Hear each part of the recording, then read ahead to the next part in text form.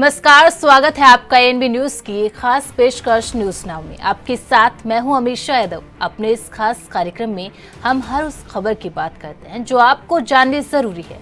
सभी अहम मसलों का बारीकी से विश्लेषण करते हैं और खबरों के पीछे की सच्चाई आप तक पहुंचाते हैं। तो चलिए बिना किसी देरी के शुरू करते हैं न्यूज नाउ।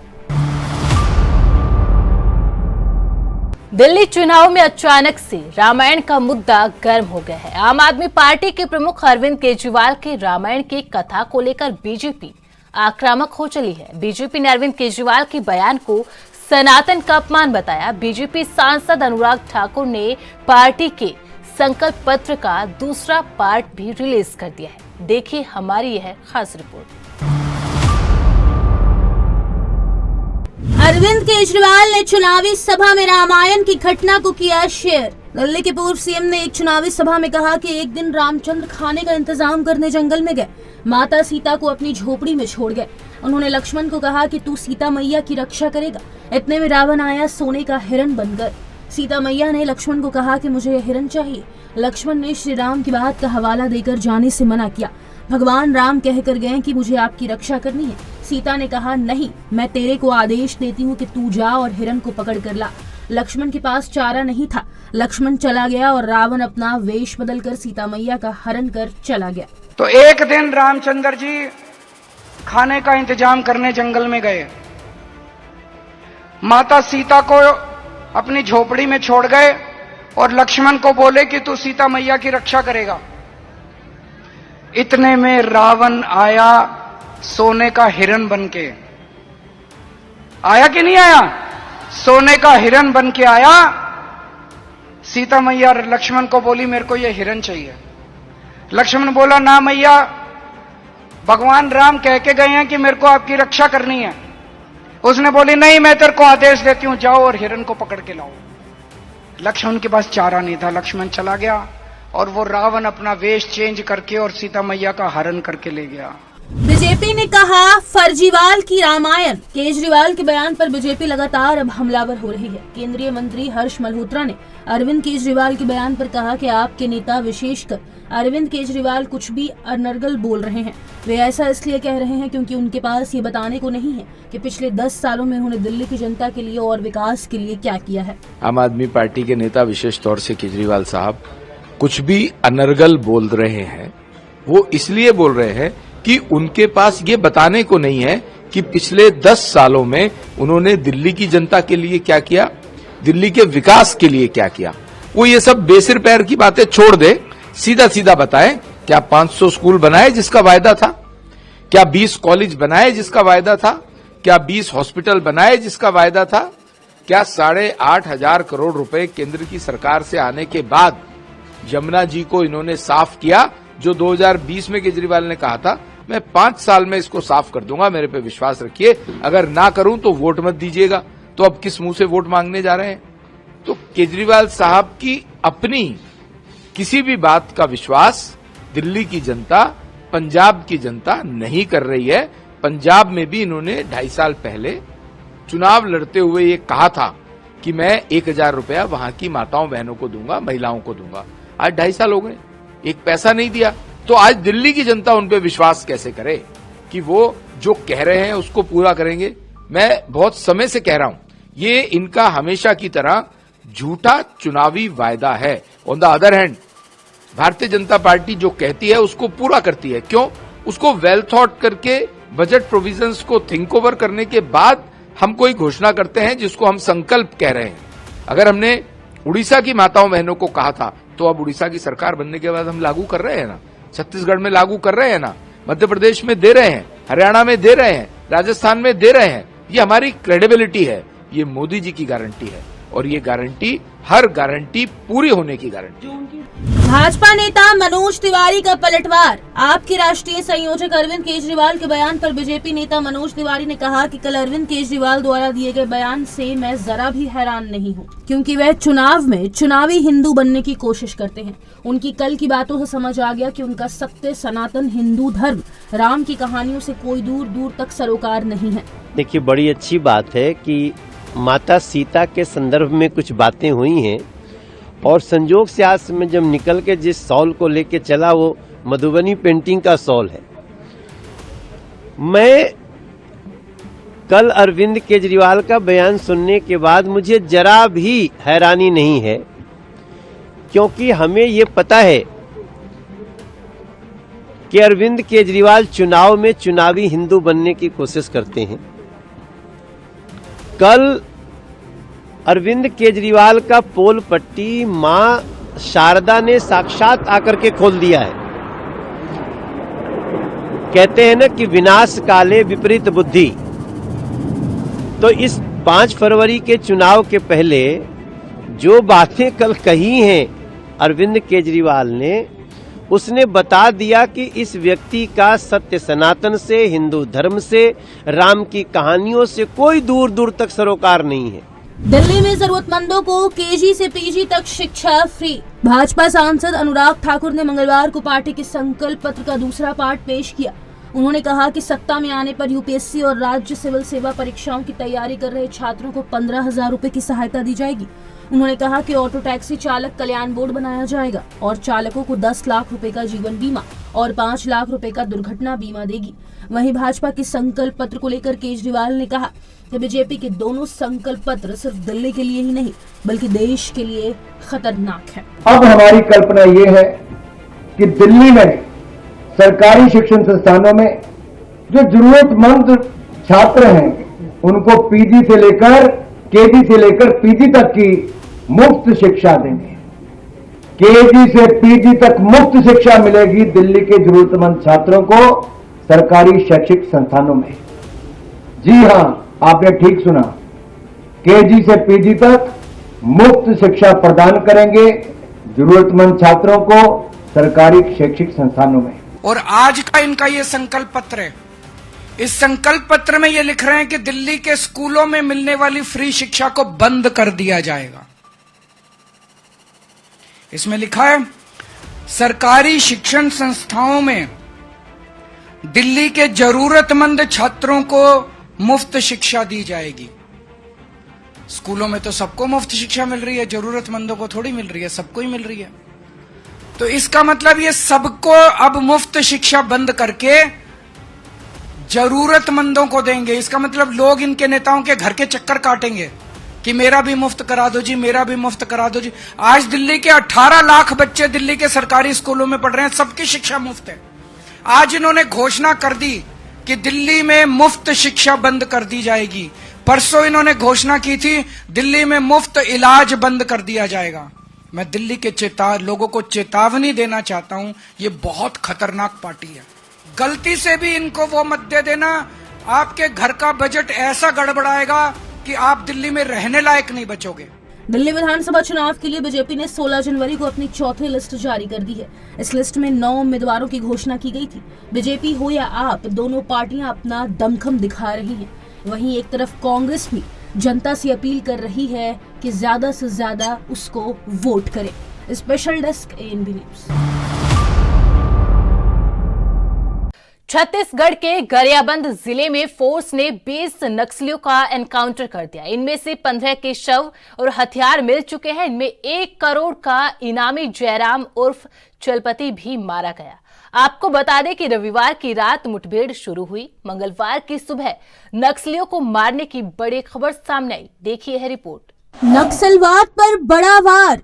गरियाबंद मुठभेड़ में 16 नक्सली ढेर। छत्तीसगढ़ के गरियाबंद में सोमवार को हुई मुठभेड़ में 16 नक्सली मारे गए हैं। सर्च ऑपरेशन जारी है और माना जा रहा है कि अभी और शव मिल सकते हैं। वहीं नक्सली भी रुक रुक कर गोलीबारी कर रहे हैं। सोमवार शाम से सुरक्षा बलों ने मैनपुर थाना क्षेत्र में कुल्हाड़ी घाट स्थित भालू डिग्गी जंगल में सर्च ऑपरेशन शुरू किया था।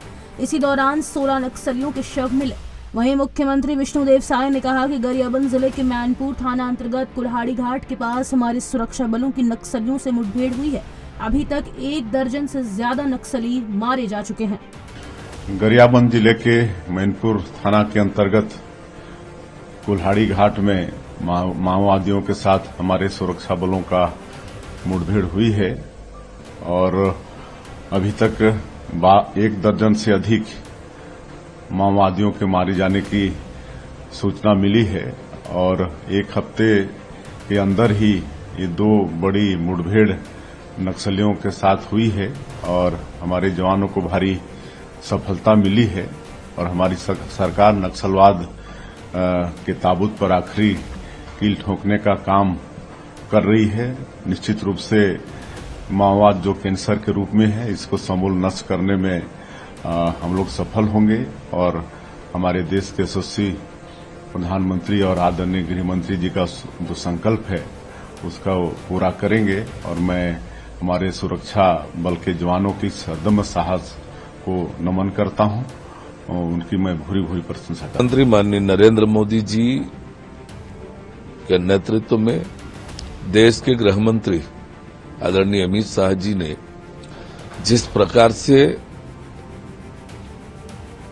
ये ऐलान किया है कि 31 मार्च 2026 तक देश को नक्सल मुक्त करेंगे, उस दिशा में छत्तीसगढ़ में भी हमारे सुरक्षा बल के जवान लगातार अपने शौर्य का, अपने हिम्मत का, अपने हौसले का प्रदर्शन कर रहे हैं। छत्तीसगढ़ को नक्सल मुक्त बनाने के लिए लगातार सफलताएं मिल रही है। नक्सलवाद ले रहा अंतिम सांस। केंद्रीय गृह मंत्री अमित शाह ने ट्वीट किया कि नक्सलवाद को एक और बड़ा झटका। हमारे सुरक्षा बलों ने नक्सल मुक्त भारत के निर्माण की दिशा में बड़ी सफलता हासिल की है। सीआरपीएफ, एसओजी, ओडिशा और छत्तीसगढ़ पुलिस ने ओडिशा छत्तीसगढ़ सीमा पर एक संयुक्त अभियान में 14 नक्सलियों को ढेर कर दिया। नक्सल मुक्त भारत के हमारे संकल्प और हमारे सुरक्षा बलों के संयुक्त प्रयासों से नक्सलवाद आज अंतिम सांस ले रहा है। सर्चिंग पर निकले जवानों पर किया हमला। छत्तीसगढ़ और ओडिशा की ओर से ज्वाइंट ऑपरेशन चलाया गया था। इसमें 10 टीमें एक साथ निकली थी। 3 टीम ओडिशा से, 2 टीम छत्तीसगढ़ पुलिस से और 5 सीआरपीएफ टीम इस ऑपरेशन में शामिल थी। जवान क्षेत्र में सर्चिंग अभियान पर निकले थे, तभी नक्सलियों ने उन पर हमला किया। वहीं मुठभेड़ की सूचना मिलते ही पुलिस के वरिष्ठ अधिकारी भी मैनपुर पहुंच गए हैं। सुरक्षा के लिहाज से भाटीगढ़ स्टेडियम को छावनी में तब्दील कर दिया है। इलाके में अतिरिक्त सुरक्षा बल तैनात किए गए थे। वहीं 3 आईईडी भी बरामद किए थे। 14 नक्सली कुल मिलाकर 2 दिनों के ऑपरेशन में मारे गए हैं और उसमें विशेष बात यह है कि सीसी मेंबर जयराम करके वो उड़ीसा कैडर के थे, वो मारे गए हैं छत्तीसगढ़ में। और सीसी मेंबर का मारा जाना ये नक्सली ऑपरेशन के इतिहास में अब तक की पहली घटना है और बहुत बड़ी घटना है। कुल मिलाकर करोड़ से भी अधिक का इनाम उसके सर पर रहा होगा। तो पुलिस को बहुत गजब की सफलता अभी मिली है। बहुत से ऑटोमेटेड वेपन भी इसमें बरामद हुए। कैसे चल रहा ऑपरेशन? पहले नक्सली जंगलों में थे, पेड़ों की आड़ से छिपकर फायरिंग कर रहे थे। दूसरा, छत्तीसगढ़ की तरफ से फोर्स की 3 कंपनियां आगे बढ़ रही थी। उधर ओडिशा की तरफ से 7 कंपनियां आगे बढ़ रही थी। तीसरा, अब नक्सली जंगल से निकलकर चट्टानों में घिर चुके हैं। यह खुला इलाका है।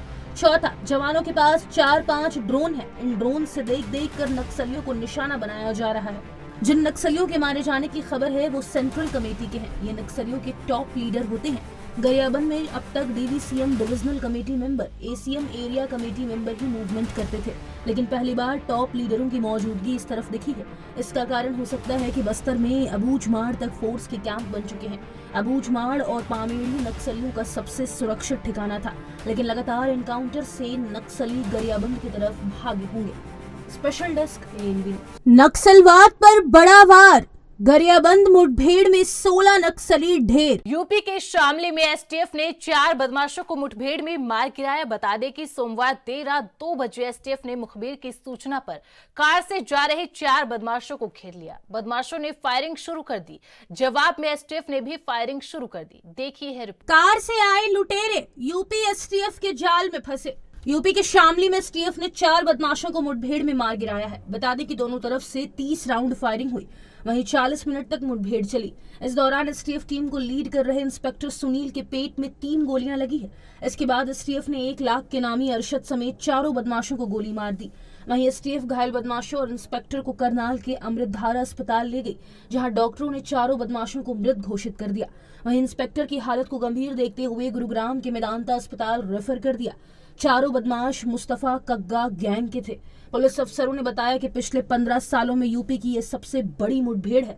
इससे पहले 2004 में जौनपुर में बावरिया गिरोह के 8 बदमाश मुठभेड़ में ढेर हुए थे। एसटीएफ यूपी, जनपदीय पुलिस शामली और बदमाशों के बीच थाना जिंझाना के एक गांव उदपुर, जो कि हरियाणा और यूपी के बॉर्डर पर है, मुठभेड़ हुई जिसमें 4 बदमाश मारे गए तथा इस दौरान हमारा एक इंस्पेक्टर सुनील भी गंभीर रूप से घायल हुए हैं। इंस्पेक्टर सुनील की प्राथमिक उपचार पहले जिला करनाल और उसके बाद से मेदांता गुड़गांव में कराया जा रहा है और उसको 3 या 4 गोलियां लगी हैं और वो गंभीर स्थिति में है।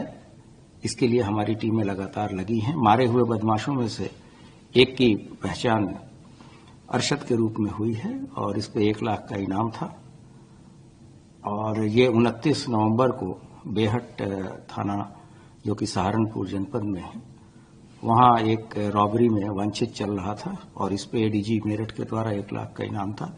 इसके अन्य 2 साथियों की पहचान मंजीत और सतीश के रूप में हुई है। मारे गए बदमाशों के पास से एक ब्रेजा कार, 2 पिस्टल, 1 कार्बाइन तथा 3 तमंचे भी बरामद हुए हैं। अरशद मुकीम काला गैंग का सक्रिय सदस्य है। मुकीम काला पहले ही मर चुका है और इस पे 16 से ज्यादा मुकदमे अरशद पे हैं, जिसमें से 5 हत्या के हैं और अभी जून 2024 में ये छूट कर आया है और पुनः एक्टिव होकर अपना गैंग बनाकर इस तरह की कार्रवाइयां हरियाणा तथा यूपी के नेबरिंग इलाकों में लगातार कर रहा था। 12 पुलिसकर्मियों की टीम पर अंधाधुंध फायरिंग। एसटीएफ सूत्रों के मुताबिक टीम को मुखबिर से अरशद की लोकेशन मिली थी। इसके बाद 12 पुलिसकर्मियों की टीम ने बदमाशों की कार का पीछा किया। वहीं टीम ने बदमाशों की कार को ओवरटेक कर घेर लिया। बदमाश एसटीएफ को देखते ही अंधाधुंध फायरिंग करने लगे। इसके बाद टीम ने फायरिंग की। 3 बदमाश कार में ही मारे गए, जबकि एक को कुछ दूरी पर मार गिराया। 1 लाख के इनामी अरशद की क्राइम कुंडली। उत्तर प्रदेश के शामली में यूपी एसटीएफ और अपराधियों के बीच हुई मुठभेड़ में 1 लाख के इनामी अरशद और उसके 3 साथियों को ढेर कर दिया। शामली के झिंझाना क्षेत्र में करीब 30 मिनट तक दोनों तरफ से चली गोलीबारी में मुस्तफा कग्गा गैंग के सदस्य अरशद और उसके 3 साथी मंजीत, सतीश व एक अज्ञात को मौत के घाट उतार दिया गया। वहीं अरशद के खौफ का अंदाजा इस बात से लगाया जा सकता है कि उसके ऊपर सहारनपुर, शामली, मुजफ्फरनगर और हरियाणा में 16 से ज्यादा मुकदमे दर्ज थे। क्या नाम है बेटा आपका? भाई मेरा नाम बादल है जी। अच्छा बादल, ये बताओ, ये मुठभेड़ हुई है जिसमें 4 बदमाश पुलिस ने ढेर किए हैं, ये आप नज़दीक के गांव के हो, तो आपने क्या सुना और क्या देखा? रात गोलियों की आवाज़ तो सुनी थी। जब सुबह आई तो पता चला कि एसटीएफ ने 4 बदमाश का एनकाउंटर कर दिया। तो यहाँ देखा कि भाई गाड़ी के शीशे पड़े, इधर देखो पता जाओ। बहुत वो पड़ा बरेजा गाड़ी थी उनकी। तो सब बदमाश, सब कब्जा गैंग के बदमाश बताई जा रही थी। कब्जा गैंग का बड़ा आतंक था हमारे यहाँ पे। अभी कुछ टाइम पहले ही कब्जा गैंग ने एक यहाँ का सचिन पुलिस में था, उसका भी वो भी मार दिया था 2011 में। 2011 के लगभग। हाँ जी। और क्या मालूम है आपको? लूटपाट बड़ी होती रहती थी यहाँ जब से योगी जी आए। जब से योगी जी ने मजा बहन रखा, ना कहीं लूट देखने को मिलती, ना कहीं कुछ मिलता। रात के टाइम पे बड़ा ऐसे शांत माहौल में चले जैसे दिन में चल रहे हो, अपने घर में घूमा के सड़क को तो पुलिस विभाग की तरफ से ये बदमाश मारे गए तो सही मारे गए? बहुत बढ़िया हुआ जी, सरकार बहुत बढ़िया काम कर रही, मजा बहन रखा है यहाँ तो पश्चिम उत्तर प्रदेश में। तो कितने बदमाश ढेर किए हैं? 4 बदमाश उनने मारा है, 4 बदमाश का एनकाउंटर। एसटीएफ इंस्पेक्टर सुनील को लगी कई गोलियां। इस एनकाउंटर में मेरठ यूनिट के इंस्पेक्टर सुनील कुमार को भी कई गोलियां लगी हैं। उन्हें गंभीर हालत में इलाज के लिए गुरुग्राम के मेदांता अस्पताल में एडमिट कराया गया है। यूपी डीजीपी प्रशांत कुमार ने बताया कि पिछले 29 नवंबर को सहारनपुर के बेहट में लूट की घटना हुई थी। इसमें अरशद वांछित था और उस पर 1 लाख का इनाम भी घोषित था। शामली के झिंझाना क्षेत्र में स्थानीय पुलिस और एसटीएफ के साथ मुठभेड़ में अरशद और उसके साथी मारे गए हैं। हमारे एक इंस्पेक्टर को भी गोली लगी है। इंस्पेक्टर के कई वाइटल पार्ट्स को नुकसान पहुंचाया है। उनका इलाज गुरुग्राम मेदांता में चल रहा है। अभी हमारा पूरा ध्यान इंस्पेक्टर के इलाज पर है। इंस्पेक्टर थे सुनील कुमार को यहाँ एडमिट करवाया गया था, क्या है प्रॉब्लम?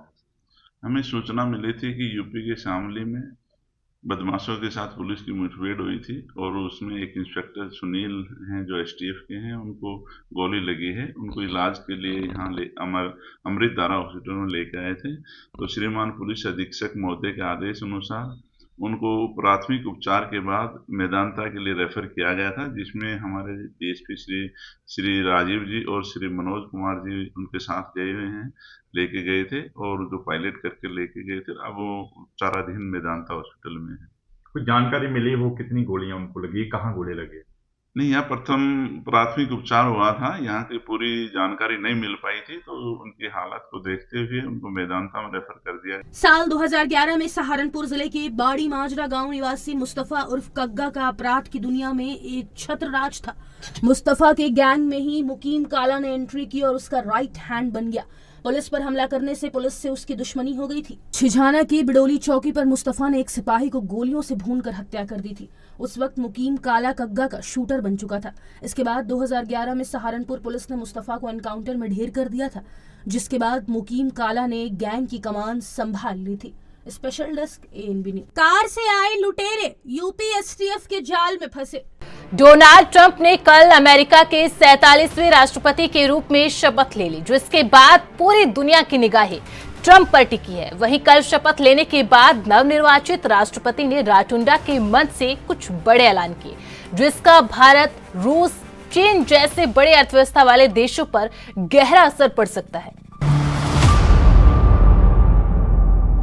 ब्रिक्स देशों को दे डाली खुली चेतावनी। डोनाल्ड ट्रंप ने अमेरिका की सत्ता संभालते ही अपने पहले संबोधन के दौरान ब्रिक्स देश को सीधी धमकी दे डाली है, जिसके बाद ब्रिक्स के सभी देशों में खलबली मच गई। उन्होंने कहा कि यदि ब्रिक्स देश अमेरिकी विरोधी नीति लाते हैं तो उन पर 100% टैरिफ लगाया जाएगा। अमेरिका इन सभी देशों को कभी खुश नहीं रहने देगा। इनका अंजाम बहुत बुरा होगा। वैसे आपको बता दें कि अमेरिकी राष्ट्रपति डोनाल्ड ट्रंप इससे पहले भी इन देशों को धमकी दे चुके हैं। We love the American dream. And we have been given a gift by God today to usher in a new dynasty because we just inaugurated Donald J. Trump as our 47th president. And we just inaugurated J.D. Vance as our vice president of the United States. And we did that because the American dream is alive and well, because you chose that our dream can be the dream for our children and the dream for our world. And we are at a crossroads here in America. But our future is bright because you had the courage to stand for your convictions. So I'm humbled here to talk to you about why I love the American dream. आइए जानते हैं कौन कौन से देश हैं BRICS समूह में शामिल। ब्रिक्स संगठन की स्थापना सन 2009 में रूस में की गई थी, जिसमें दुनिया की कई बड़ी अर्थव्यवस्था वाले देश शामिल हैं। अगर इन देशों पर 100% टैरिफ लागू हो जाता है तो पूरी दुनिया पर इसका काफी प्रभाव देखने को मिलेगा। वहीं ब्रिक्स देशों की बात की जाए तो इनमें ब्राजील, रूस, भारत, चीन, दक्षिण अफ्रीका, मिस्र, इथियोपिया, इंडोनेशिया, ईरान और संयुक्त अरब अमीरात शामिल है, जो कि दुनिया भर की अर्थव्यवस्था में एक अहम भूमिका रखते हैं।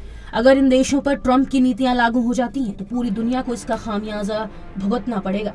भारत के लिए इस नीति के क्या होंगे मायने? दुनिया की सबसे ज्यादा आबादी वाले देश भारत की अगर बात की जाए तो ट्रंप की इस आर्थिक नीति का उन पर सीधा असर पड़ेगा, क्योंकि भारत ब्रिक्स संगठन के अग्रणी देशों में गिना जाता है, जिसके चलते अगर भारत पर यह पॉलिसी लागू होती है तो देश में इसका काफी प्रभाव पड़ेगा।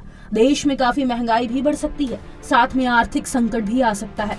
वहीं इस पर आश्रित देशों को भी इसका खामियाजा भुगतना पड़ सकता है। वैसे अगर अमेरिका और भारत के व्यापारिक रिश्तों की बात की जाए तो दोनों के बीच साल 2022 और 23 में सबसे ज्यादा द्विपक्षीय समझौते हुए थे। साथ ही हम साल 2023 और 24 के आंकड़ों पर नजर डालें तो चीन के बाद अमेरिका भारत के साथ व्यापारिक समझौते करने वाला दूसरा देश था। ऐसे में अगर अमेरिका रवैया भारत के प्रति ऐसा रहता है तो आने वाले दिनों में दोनों देशों के व्यापारिक रिश्तों के बीच खटास देखने को मिल सकती है। Reacting to that availability. So this is one. Secondly, the inauguration has just taken place. Some decisions have been taken. Let them come in. You should come and meet me more often for our weekly meetings, and then we will.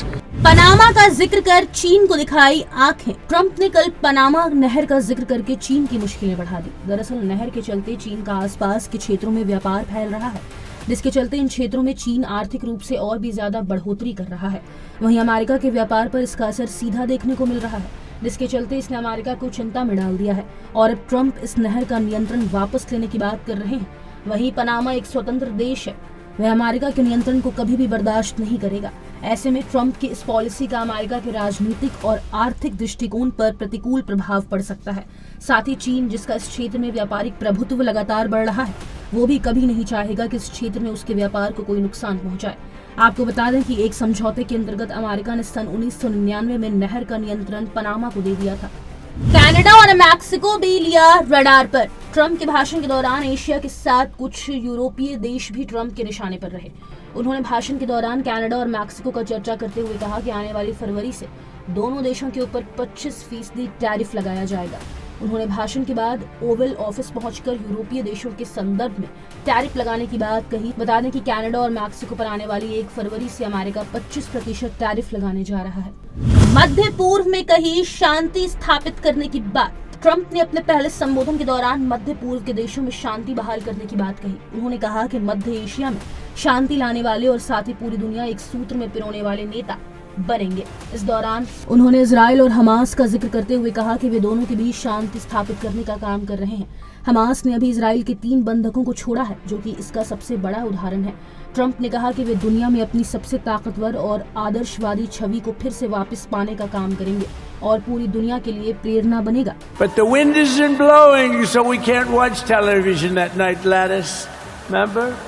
Gladys, I'm sorry, the wind is just not blowing. We're not watching Trump tonight. But I'm immediately withdrawing from the unfair, one-sided Paris Climate Accord ripoff. The United States will not sabotage our own industries while China pollutes with impunity. You know, China, I mean, look, they use a lot of dirty energy, but they produce a lot of energy. And when that stuff goes up in the air, you know, it doesn't stay there. It's not like you got a wall. We love walls, don't we? Not like you have a wall around and it doesn't. It floats into the United States of America after 3.5 to 5.5 days. It floats across the oceans and it comes right over your neighborhood and it falls into your neighborhood. So they all say, we have to fight for cleaner air, but yeah, the dirty air is dropping all over us. So what the hell are they talking about? Unless everybody does it, it just doesn't work. You know, we had the cleanest air and the cleanest water that this country's ever had under the Trump administration, and we didn't do anything to stop jobs and stop production. Believe me, you're going to see a lot of companies come pouring back because tariffs.